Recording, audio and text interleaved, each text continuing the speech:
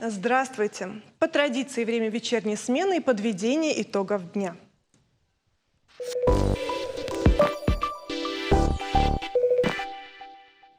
На днях глава республики Сергей Миняйлов в прямом эфире национальной телекомпании сети «Ирыштон» провел пресс-конференцию. Представители различных СМИ смогли задать вопросы касаемо здравоохранения, социальной сферы. Говорилось и о системе образования. Что планируется сделать в данном направлении? Давайте поговорим на эту тему с нашим гостем Аланом Бурнацевым, директором школы номер 50 города Владикавказа. Здравствуйте, спасибо, что пришли. Итак, поздравляю вас с окончанием учебного года. Вы довольны результатами? Года? Да. Ну, вообще-то да. Ну, поделитесь. Ну, в том плане, что дети у нас хорошие, самые хорошие. Вот. На протяжении ряда лет у нас практически 80-85% поступает в высшие учебные заведения, причем туда, куда они хотят. Экзамены сдаем достаточно уверенно. Играючи? Ну, не играючи, но, в принципе, достаточно уверенно, без особых каких-то эксцессов. Сейчас тоже, в общем-то, вот я с ними разговаривал, в принципе, все довольны. Пока. Угу.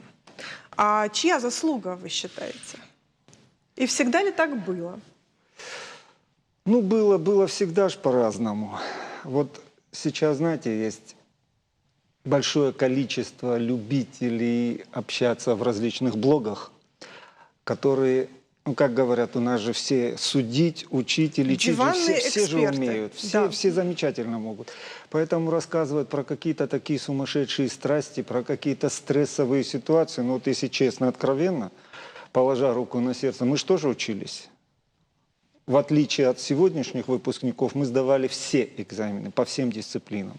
И такого счастья, как посмотреть вопрос и 3 варианта ответа, из которых надо выбрать правильный, у нас никогда не было. Поэтому, в принципе, ничего страшного в ЕГЭ нету, а то, что они сдают хорошо, это, наверное, заслуга и школы, и родителей, ну и самих детей, как всегда. Давайте я вам задам такой вопрос. Мне интересно ваше личное мнение. Вот что вас не устраивает в системе образования? Лично меня? Да. Сразу могу сказать. Как только в законе об образовании было такое упомянуто, что это услуга, вот с этого момента отношение и к учителю, и к его труду в обществе изменилось. Мне не нравится, как сегодня относится общество, будем так говорить, к учителю. Это не услуга.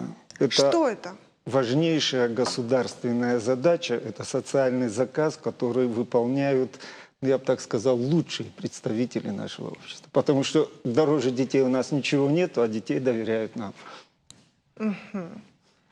Не скромно, но правда. Хорошо, а как бы вы это переформулировали? Вот как вы хотите социуму донести эту важность профессии? В каком слове можно это передать? Ну, доносить-то особенно, наверное, не надо. Надо просто чуть-чуть изменить отношение, ну, государственное отношение к этому, и все остальное станет на место. Это же началось с 90-х годов все. Вот. Ну, примеров можно всяких много привести, но было время, когда на учителя, ну, я не скажу, что смотрели снизу вверх, но вспомните фильм «Сельский учитель». Когда девочка по селу идет, а старики пред ней встают не потому, что она вот откуда-то с космоса или еще что, она их детей учит. Она им грамоту принесла. А сегодня, извините, есть, ну, небольшое количество, но определенный процент, значит, наших сограждан, которые считают, что им обязаны. То есть действительно относятся как к работникам сферы услуг? Потребительски относятся, да. Это совсем неправильно, на мой взгляд. В вашей школе не так? Ну, это везде есть, это во всей стране, от этого никуда не уйдешь. Вы вот на местах как боретесь с этим? Если бывают какие-то прецеденты, что делаете? Знаете, говорят, это страшно, не педагогично, но я могу спокойно дать подзатыльник. Спокойно. Ребенок, если знает, что это задело и что это не со злости, так сказать. Знаете, как говорят, вот вы нас ругаете, а глаза все равно добрые. Ну, они же все понимают. Поэтому если это идет от сердца и задела, то все нормально. Давайте вернемся к пресс-конференции главы республики. Вы смотрели? Если честно, нет. Давайте посмотрим пару фрагментов, С удовольствием. Да, кому-то напомним. Для тех, кто не видел, пускай посмотрят и услышат, что по поводу системы образования думает Сергей Миняйлов. Итак, попросим режиссеров. Есть понятие модернизации. Да? В старую школу даже капитально, вот если капитальный ремонт, это чисто физическая стройка. И опять мы деньги вложили, и опять ее наполняем чем? Старой мебелью и всем остальным. Так вот, модернизации сегодня подлежат все наши школы, все практически школы. Да? И мы из года в год программу, когда делаем, верстаем, мы должны, предусматривать капитальные ремонты тех школ, которые вот иначе закроются, да? И модернизацию, одновременно с их модернизацией, и модернизацию тех школ, которые следующим этапом будут стоять на капитальный ремонт. Плюс строить новые. Но строить новые мы строим только сегодня по одной программе, да? По национальному проекту образования. И вот приоритеты здесь тоже в этой программе надо расставить, потому что денег не хватает.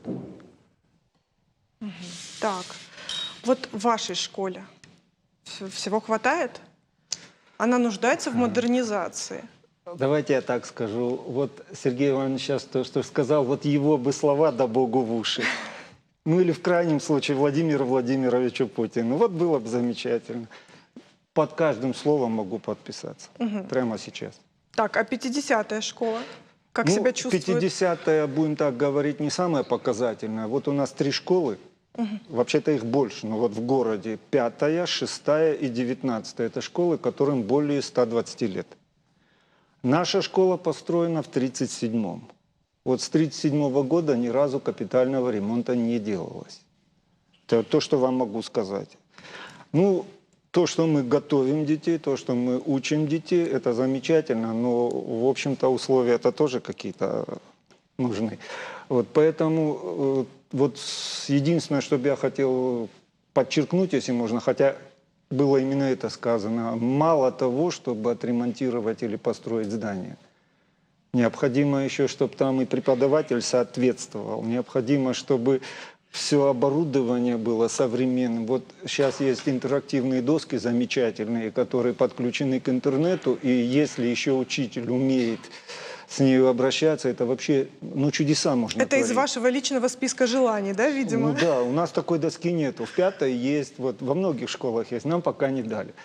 Ну, вообще тот, кто в 90-е годы придумал перевести школы на муниципальное вот обеспечение, это вредитель был, он знал, что он делал.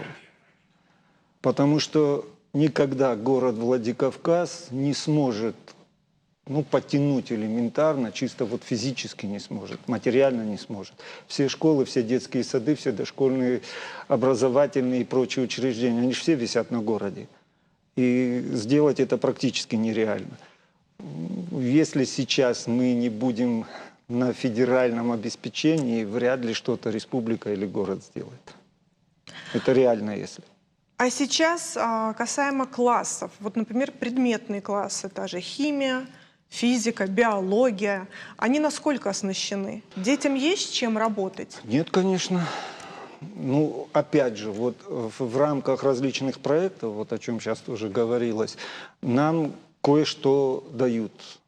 Республиканским школам больше, потому что они подчинены министерству, городским чуть-чуть поменьше. Вот так как-то странно, но тем не менее это так. Ну, кому-то дали классы, да, физику, кому-то дали химию, кому-то еще что-то, но так, чтобы комплексно и полностью какую-то школу, такого нет нигде. А вы же понимаете, что, например, на уроке физики, если это даже будет вот не знаю, Станиславский или Ермолова, там вот Да, в на лице пальцах этого объяснить учителя. сложно. На пальцах объяснить, как реакция проходит между двумя веществами, какой выделяется запах, какого цвета осадок и так далее. Но это нереально, это просто смешно. Да, но физика, химия и биология – это действительно то, что нужно обонять, ощущать. Не только при современных вот этих условиях вот техники, такие уроки истории и географии можно давать, что... А как выходят из положения ваши педагоги? Ну как? Кто как? Мне просто интересно, например. Ну, язык жестов, мимика, интонация, заинтересовать. Пока все так, в основном мел, доска. Никто не отменял. А вот первой задачей вы что видите? Вот, например, в вашей школе какой класс оборудовать необходимо? Ну, наверное, химия, физика однозначно. Потом, вообще-то все. Но когда, извините, крыша протекает, то думаешь о насущном. Поэтому хотя бы отремонтировать пока. О насущном. Давайте посмотрим следующий фрагмент пресс-конференции.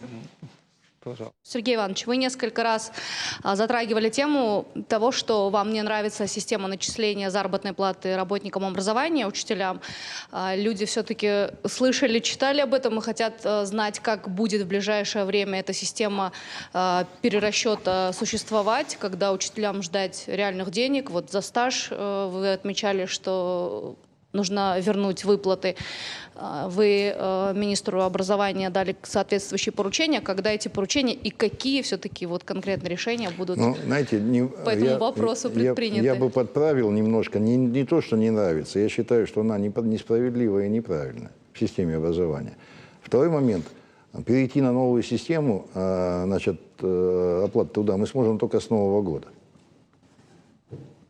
Да, если сегодня эту систему разработаем сами, или возьмем за пример там, где это отработано, и в нее, естественно, под нее в следующий бюджет следующего года вложим деньги. Потому что сегодня мы уже изменить ничего не сможем. Потому что дополнительно это могут быть дополнительные расходы, которые за рамками фонда оплаты труда. Но то, что ее пересматривать надо, это да. То, что учителям за стаж работы платить деньги надо, это да. Ну что ж, вы запаслись терпением? Ну, во-первых, могу сказать только одно. О наболевшем и честно. Вот с этого момента, я так думаю, если его народ увидел, а учителей у нас немало, и это в основном, ну как вам сказать, электорат такой вот самый, что ни на есть. Я думаю, что и с выборами, и с перевыборами никаких проблем не будет. Потому что это реально, это правда, это действительно так, это наболевший вопрос, люди об этом постоянно говорят, постоянно спрашивают, и если хоть что-то будет сделано, это будет замечательно. Ну какие настроения вот среди педагогов? На вашей памяти многие ушли из-за финансового вопроса? Знаете, сегодня в школах в основном остались люди, которые работают, ну, наверное, не только за зарплату. Знаете, когда-то Дмитрий Анатольевич Медведев изволил высказаться: если вам не хватает, идите в бизнес, торгуйте. Вот те, для кого это было главным, они ушли, очень многие ушли. Остались в основном люди... Ну, небольшой процент, 10%, это те, которым уже поздно чем-то другим заниматься, они просто вот дорабатывают, так сказать. Или те, которым это не все равно. Вы осуждаете тех, кто ушел? Нет, почему? Каждому свое. Я через эти 90-е годы проходил лично, так сказать, и великолепно все. И до того, как было, и как было тогда, и как сейчас, все знаю. Так что... Но вы остались в профессии. Я остался в профессии, да. И не разочаровались в ней? Нет, не разочаровался. Но оно видно. Еще один фрагмент пресс-конференции. Давайте посмотрим. Президентом Российской Федерации, да, на уровне президента Российской Федерации озвучена тематика, да, профориентации в школах. Так? И вот эти WorldSkills и все остальное, они касаются не только взрослых, да, людей, профессионалов, но и детей. Так вот, профориентация в школах. Дальше мы говорим о средних учебных заведениях, которые кого-то готовят. Так вот, если взять выпуск наших средних учебных заведений, к примеру, рабочие специальности, да, по специальностям, и взять количество специальностей вакантных, которые находятся на бирже труда, и понять, почему же вакансии не уменьшаются, специалистов мы выпускаем, и куда они деваются. Но мы должны понимать, что нужно работодателю. Какие специальности нужны? Сегодня время диктует свои условия. А совпадают ли выпускники наших вузов, да, тем специальностям, которые сегодня востребованы на рынке? Или мы готовим по инерции? По инерции готовим? Ну, как вам сказать?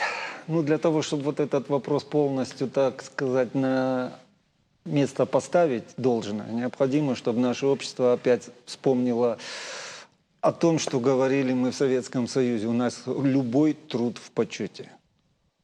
Любой. А не так, как сегодня.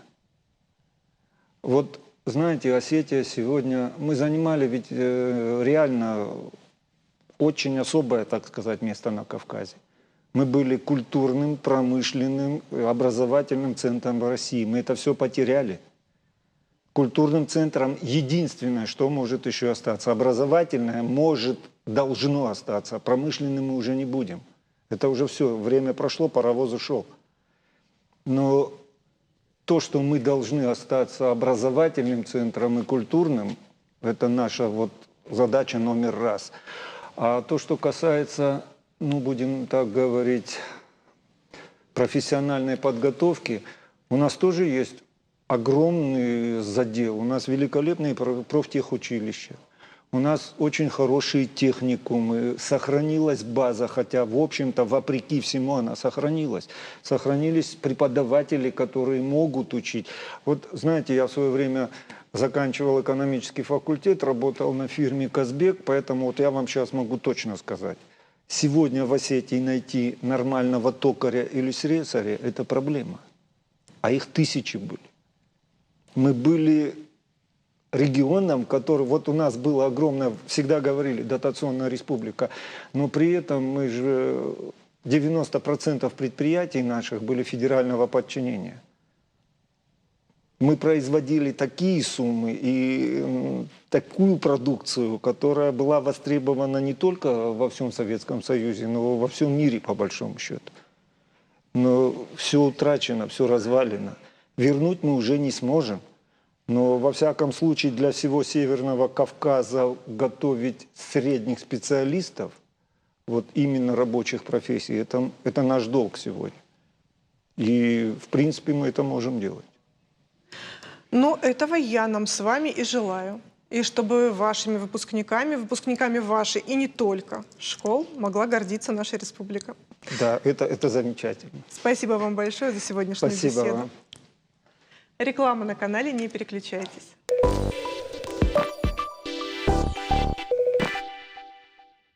В Русском и Остинском академических театрах завершился театральный сезон. В день закрытия 150-го сезона на сцене Русского театра показали спектакль по пьесе Антона Чехова «Леший».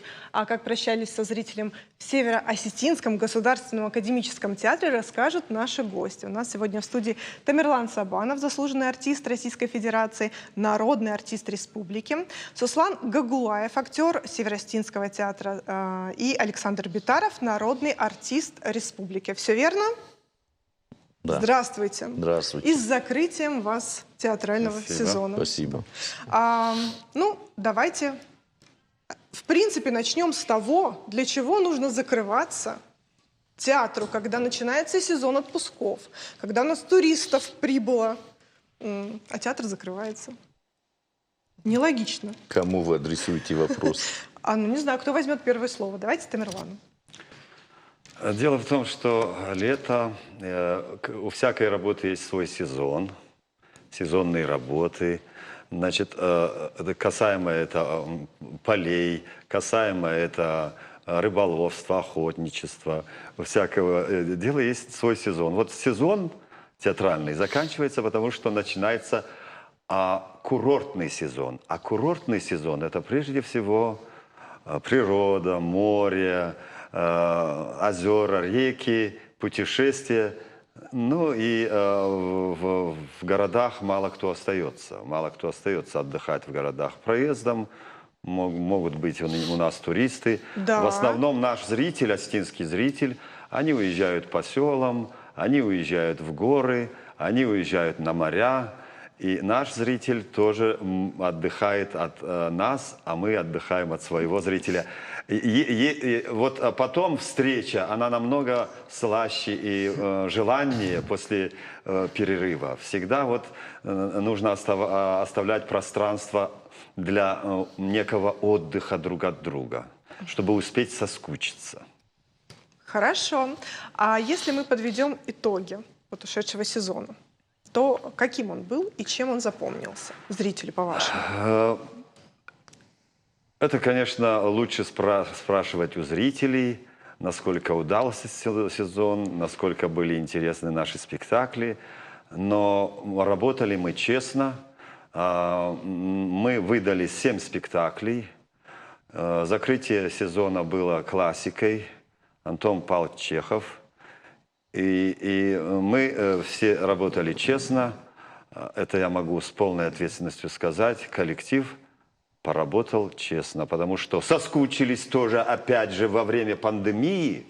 Соскучились по театру, по работе. И когда было разрешено прийти на работу, все дружно кинулись работать, придя в творческий экстаз.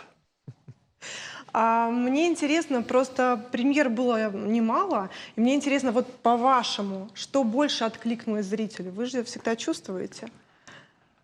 Ну, сложно сказать, сложно. Я боюсь кого-либо обидеть. Я могу говорить только о нашем театре, потому что я чувствовал дыхание зрителей. Да. Вы знаете, во-первых, впервые в театре, Северо-Осетинском академическом театре произошел акт, когда рампа была разорвана, рампа сцены, и мы оказались в зале. Исполнители и участники спектакля оказались в зале вместе со зрителями. Для этого прежде всего нужна смелость творческая. И еще нужна, наверное, художник, режиссер. В данном случае это Александр Эмильевич Битаров. Нужна смелость творческая и моральное внутреннее право какое-то. И я считаю, что он имел это моральное право пройти через рампу к зрителю и поговорить со зрителем очень интимно, очень по-душевному и очень доверительно. Ну, давайте душа к душе. дадим слово Александру, чтобы он сам рассказал о своих эмоциях по поводу.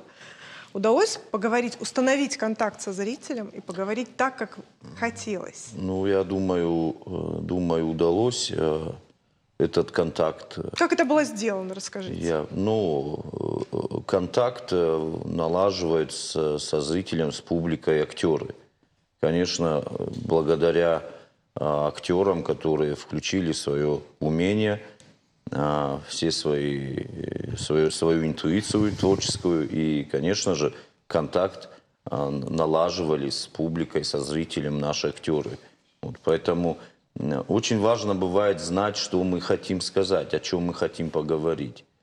Вот, моя задача была убедить актеров в том, что эта тема очень важна сейчас нашему обществу, и каждый из актеров должен был воспринимать обстоятельства, которые нам предлагает Чехов, как собственные обстоятельства. Вы говорите о палате номер 6, да, я чтобы говорю о зрители палате понимали? номер 6. Кстати, вот поправка, сезон мы закрывали пьесой «Земные боги».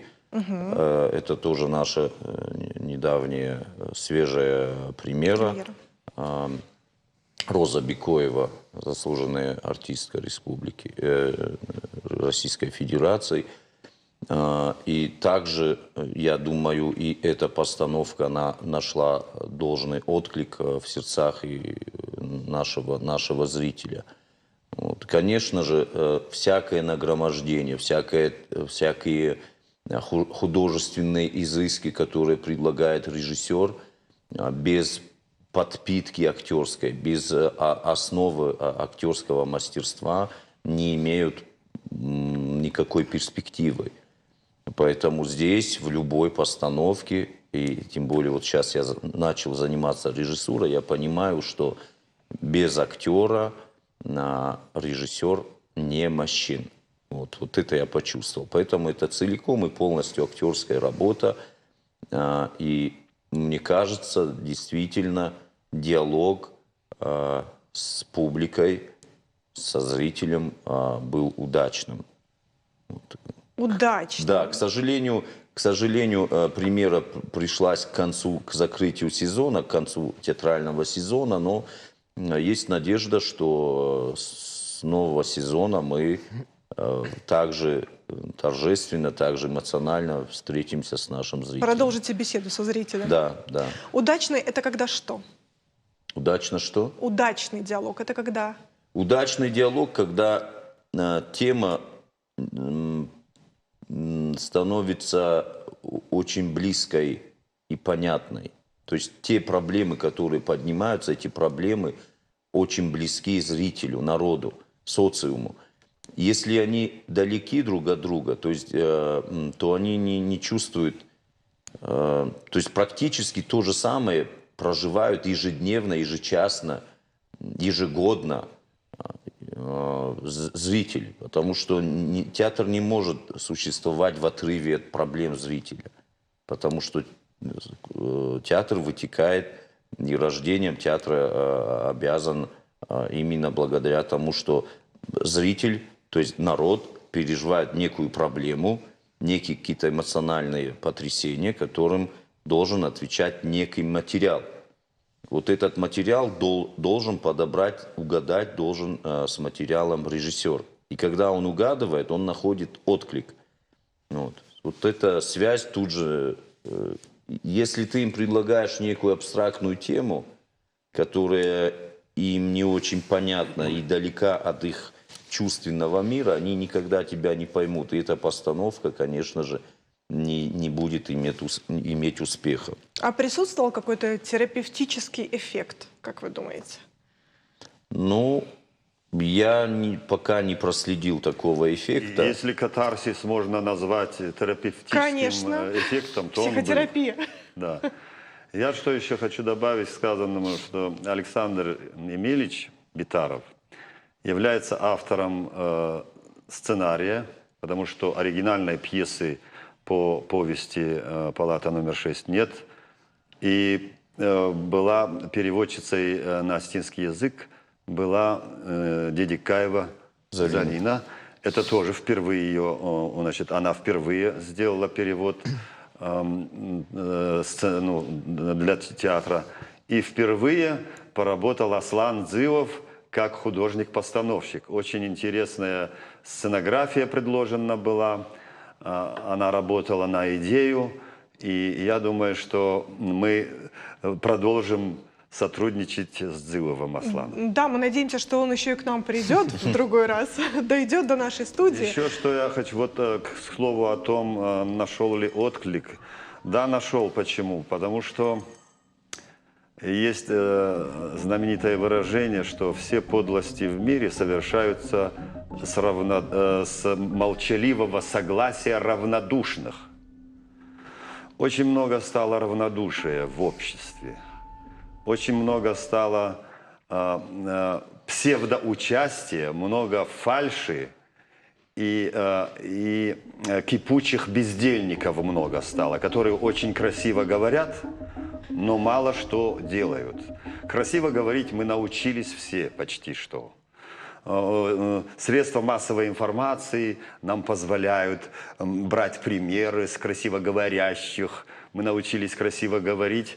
Но вот добрословие, добродеяние, главное добрословие, добромыслие и добродеяние, вот этого, чтобы было в мире больше, вот это было бы очень здорово, если бы все не как мой персонаж, которого я играю, Андрей Ефимович Рагин, который тоже вот сперва пытался что-то изменить, а потом смирился и превратился в равнодушного к социальным проблемам человеком. И в конце-то концов его равнодушие его приводит самого в палату номер 6. Он сам становится жертвой своего способа существования в этом мире. У нас есть видео спектакля. Давайте посмотрим. Вернемся к беседе после.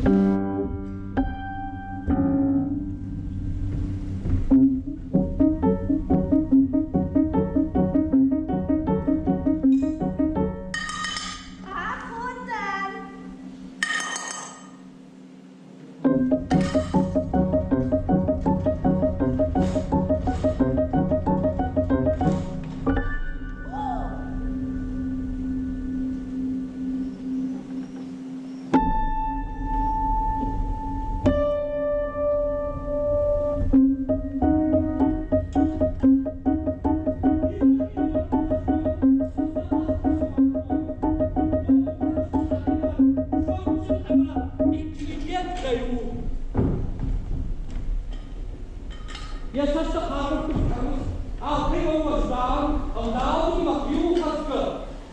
İşkama ve kuhay, yazıdık kama, yasak huzuru kaldık.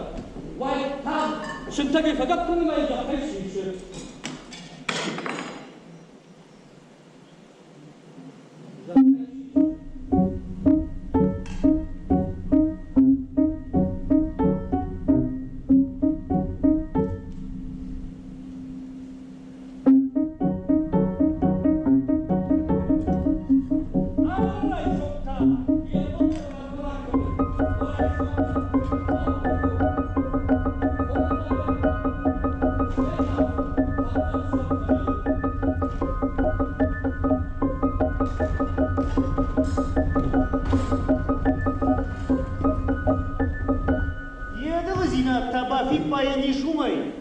Ama ijarı gattı.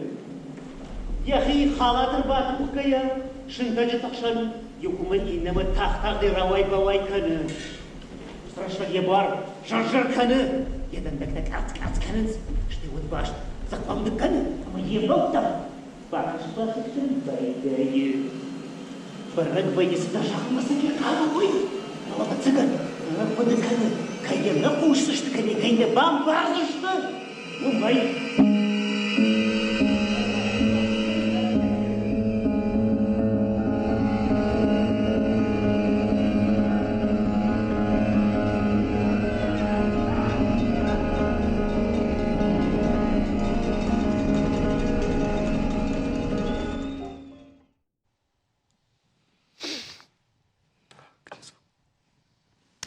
Суслан, вы на сцене и здесь немногословны. И у тут, вас и там показывают. случился этот диалог со зрителем, о котором говорил Александр? Несмотря на какие-то опасения, которые были уже ближе к премьере, понимая, какой это материал сложный, были опасения, что зритель наш может просто-напросто испугаться, не принять, подумать, что это сложная вещь, что лучше смотреть что-то легкое. И вот посмотреть просто и уйти из театра.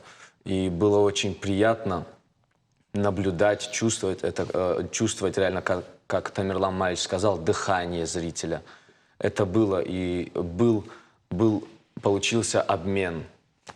То есть актеры дали зрителю, и зритель дал энергию. Это было незабываемо. Как вы работали над ролью? Честно. Честно говоря, честно. Честно говоря, честно, да. Сложности какие-то возникали, конечно, как я уже заметил. Было так, что Александр Емельевич говорил нам не играть в спектакле. Он говорил нам: ребята, успокойтесь, что вы играете? Выйдите со спектакля и просто живите. Это самый лучший метод, чтобы чтобы вы достучались до сердец зрителей. Вот. И думаю, что у нас это получилось в какой-то степени. Согласна. Насчет зрителей. Вы поделитесь планами на следующий сезон театральный? Чем будете встречать истосковавшегося зрителя? Значит, у нас уже с завтрашнего дня приступает к постановке спектакля «Анархасис» по пьесе Дзантьева Анатолия. Приступает к постановке «Царев Валерий».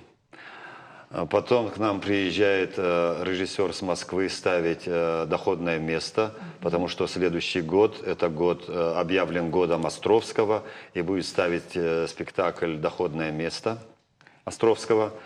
И к завершению сезона, значит, в начале следующего года буду ставить я не буду говорить пока, что я буду ставить. Уважаю. Но и к концу следующего сезона, то есть театрального сезона, художественный руководитель Валиев наш будет ставить «Короля Лира», полотно. Масштабно. Я желаю вам реализации всех ваших проектов и зарядитесь энергией, чтобы диалог с зрителем у вас всегда проходил наилучшим образом. Спасибо вам за Спасибо сегодняшнюю вам. беседу. Спасибо. Реклама на канале, не переключайтесь.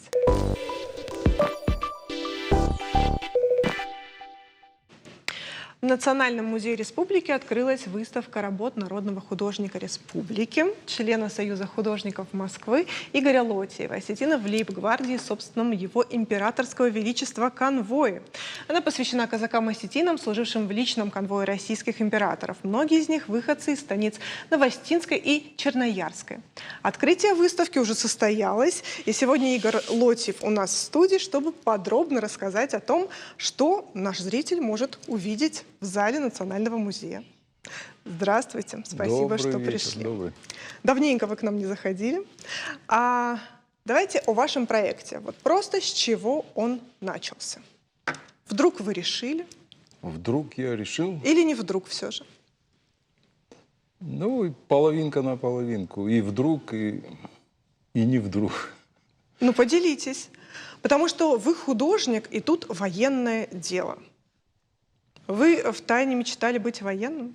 Нет, вообще никак. Я с детства уже мечтал быть художником, мне это было интересно, я этим занимался уже с самого детства. И все, вот, благодаря моему учителю, к сожалению, которого уже нет, и приезжая домой, я всегда встречался с ним, он всегда радовался нашим успехам. Смотрел на всех, то есть воспитанников много было, все поразъехались, и кто в Питер, кто в Москве, кто во Владикавказе остался. И малейшим успехом он, конечно, радовался. То есть мы его дети были, и мы, слава Богу, это все помним, ценим, это для нас дорого это все. Вот. И тут конвой. И тут, да, вдруг, ну не вдруг. Вы знаете, как сказать, это дело, конечно, я не сразу это все понимал. Все это как-то складывалось, все. В общем-то, и в конце концов это уложилось. Ну, то есть я вы выбрал для себя эту тему. начали вы с небожителей. С небожителей, пантеона. да, параллельно уже конвой шел. Ну, небожители это вообще отдельная тема. Но да, тоже так произошло. То есть, конечно, небожители появились первыми, да. А конвой уже параллельно шел. Все сложно.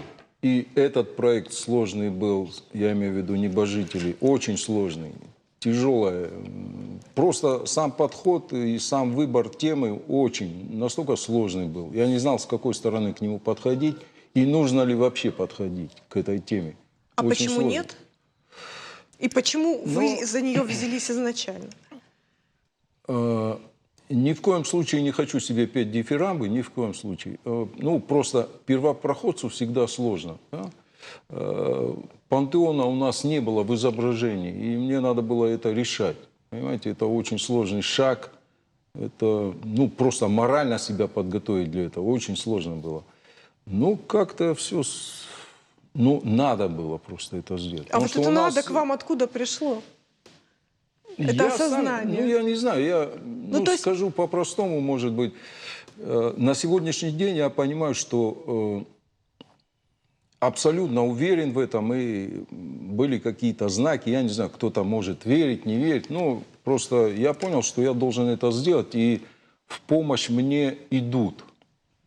Кто идет? В общем, вот так. И я понял, что я исполнитель, я мастер, и я должен это сделать. У нас великолепный, грандиозный памятник, это нардский эпос. И нужно было в изображении подать, то есть наших пантеон, весь нардский эпос, он держится на пантеоне. С него начинается и заканчивается. Кто? Ну, это к тем, кто читал вообще нардский эпос. Я, кстати, призываю всех почитать нардский эпос. Это наша Да, все. стоящая вещь. Да, это Как наше минимум. все. Вот. Это то, что о небожителях. Ну, они живут. Я просто счастлив. Я вижу, заходя в каждый Остинский дом, ну, не в каждый, но я их везде вижу, они в домах. То есть я добился своей цели. Они работают. Они работают. Я хочу, чтобы... Ну, нужно время еще. А они заработают еще мощнее и сильнее. Это то, что я хотел сделать. Вообще вам верится, что это вы их создали? О, хороший вопрос, да. Я как-то оглядываюсь и, честно говоря, но я сказал о том, что это был посыл. Был Да. посыл, и я просто исполнителем иду. Я просто исполнитель, я должен сделать свою работу. Но то, что я прочувствовал на себе, внутри, и даже физически я это почувствовал. Вашу Это руку посыл что-то был. вело. Так? Мою сущность вели. Ну и вашу руку, Да, соответственно. голова, сердце, я не знаю, внутренность. То есть мою сущность это кто-то вел. Я просто исполнитель. Я это прекрасно понимаю. То же самое произошло и с конвойцами. Это, в общем-то, они, как я сказал, они шли параллельно, два проекта. А как И- в вашем инфополе вообще эта тема всплыла? Вот тот же конвой. Ну, я говорил это, и в интервью я рассказывал, что это со слов отца, просто он... Его тогда, в общем-то, и не было, он только застал, он мне рассказывал это, что он видел этих людей, но все боялись вообще эту тему затрагивать. Времена очень сложные были. Ну, вы понимаете, люди, которые служили, я по-простому скажу, в охране царя. Это как мне сказал отец. Он не знал эту аббревиатуру собственного его императорского величества конвой. Ну, Естественно, ее не и знал. аббревиатурой сложно назвать. Ну, тоже правильно. Вот, так что он мне просто сказал, я хорошо помню эту, мы ехали на машине повидать своих родственников, заехали уже в станицу, и вот он, я говорю, что так дома какие-то вот, чуть ли не вот такие старые, обшарпанные. Он говорит, да. А ты знаешь, какие здесь люди жили? А знаешь, какие здесь мужчины были? И он мне так постепенно, значит. И прозвучала такая фраза. А некоторые из них охраняли царя. То есть охрана царя была. Что это такое? Ну, но получилось как-то так. Это вот насчет того, что кто ведет, Да. кто меня ведет, зачем ведет. Просто я это запомнил почему-то. Хотя я был, лет 7-8, наверное, мне было. Ну, как-то упало мне. В какую часть, не знаю. Я это запомнил. То есть и все это пошло под окончание уже академии. Вот это как-то, то есть стали появляться какие-то документы. Ну, еще момент был такой, что я хотел свою фамилию. Очень редкая фамилия, ее практически мало кто знает. Так же, как сейчас, заходя на выставку, все ко мне подходят и говорят: а это астинские фамилии? Я говорю: да, ребята, представляете? И многих из них уже никого нет. То есть фамилии исчезли. Не просто со станиц. Их вообще нет. И этот проект хорош тем еще, помимо всех его достоинств, опять же, не хваля себя, это просто, я спокойно к этому абсолютно отношусь, кто бы в мой адрес там что ни говорил, там похвальба, все это я просто спасибо говорю. Но фиксация фамилий идет, которых нет, которые исчезли. Вот чем хорош еще этот проект. Вот, понимаете? То есть, если мы что-то хотим, мы так выходим постепенно, и на основное. То есть цель, зачем я это делал? Не просто, чтобы они появились, а это просто по факту. А зачем? Это то же самое. Зачем ты живешь в этой жизни? Ты что-то хочешь сказать в этой жизни? Либо ты просто ее хочешь прожить и, ну, как говорят, да, и следа не оставить. Ну, выбор за каждым, да? Я даже об этом, наверное, и не думал. У меня как-то механически, опять же, да, вот посыл какой-то идет, и вот там кто-то меня так незаметно, не чувствуя этой руки, он меня говорит: занимайся. Вот. И ваше зачем это, как вы объясняете себе? Я это говорил на открытии. Нам надо выжить в этом ужасном мире. Вот то, что происходит вообще сейчас в мире, это же полнейший вообще, как бы сдержаться и как бы чего не сказать. Нонсенс. Ну, да. Но мы все видим это. Мы же все видим, что происходит. А мы вот. И мы никак до миллиона даже не докарабкаемся. Да?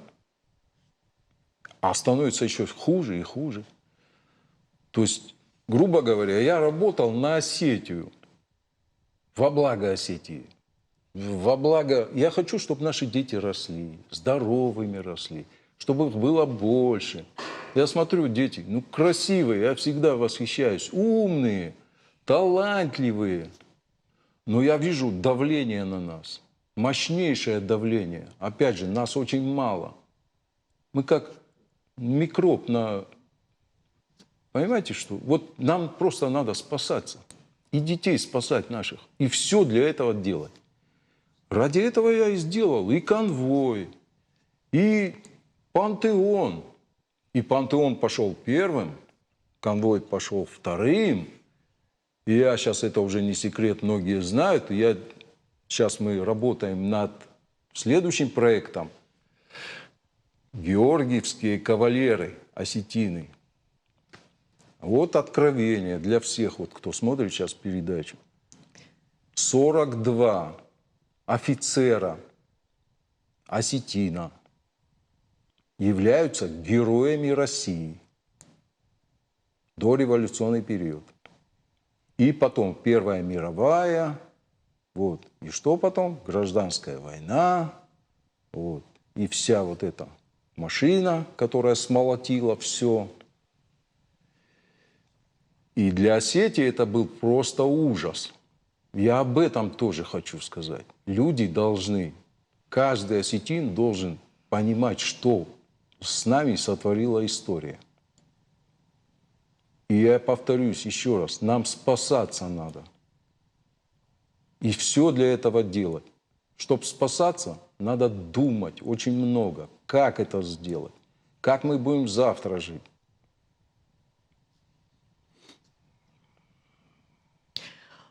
У меня есть мысль по этому поводу. Вот, например... Да, я извиняюсь, я уже завелся, я в своей машине, скажем так. 42 кавалера – это только офицеры. В Осетии о них никто вообще ничего не знает. Это только офицеры, которые имеют орден Святого Георгия Великомученика 4 степени. Это вот для зрителей, чтобы понятно было, это в сравнении, вот, если с Советским Союзом сравнивать, то есть вот этот орден, он приравнивается по статусу как Герой Советского Союза. Вот я сейчас думаю, людям станет более понятно. 42 только офицера. Игорь Владимирович, к сожалению, мы скованы рамками эфира, поэтому я вынуждена вас остановить и поблагодарить за сегодняшнюю беседу, за разговор. И я знаю, как можно спастись, но как минимум нужно взять своих детей и прийти на вашу выставку. Я этим займусь непременно. Великолепно. Именно с детьми. Спасибо вам огромное. Спасибо. Вам спасибо. И это было все на сегодня. Вам всего доброго и до новых встреч.